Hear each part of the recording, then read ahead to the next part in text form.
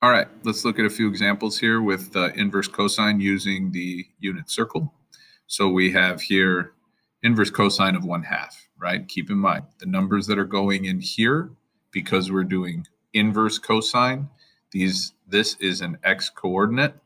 The number that's going to come out is an angle, right?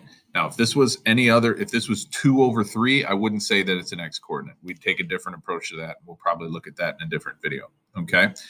Keep in mind that cosine inverse, if I wanted to, I could replace that notation with this notation, and they mean the exact same thing, okay?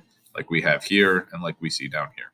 So what we're looking for is the pi value that has an x coordinate of 1/2 on the unit circle, right? Now there are two, but there's only one that falls within the range from 0 to pi. So we're only allowed to look from 0 to pi on the unit circle. And the pi value that has an x coordinate of 1/2 is pi/3. There it is, okay? Let's look here. What pi value has an x coordinate of radical 3/2? That would be pi/6, right? Or 30 degrees. Down here, what I've done is one of these compositions, okay, where we're supposed to work from the inside out. So even though it says arc cosine on the outside, the inside is a regular, we call it a regular trigonometric function. So when we do sine functions, not arc sine, not inverse sine, but sine functions, this is an angle, okay, and the output is going to be a y coordinate. What is the y coordinate of 5 pi/3?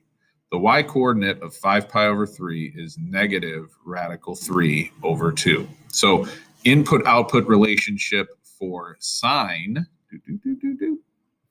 when it's just sine, the number that's inside here is the angle, and the output is the y coordinate on the unit circle, okay? We don't have to restrict those values when we're doing just a basic, regular trigonometric function.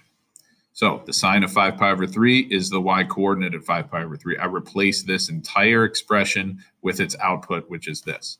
Then we're doing the arc cosine of negative radical 3/2. So what is the pi value that has an x coordinate of negative radical 3/2?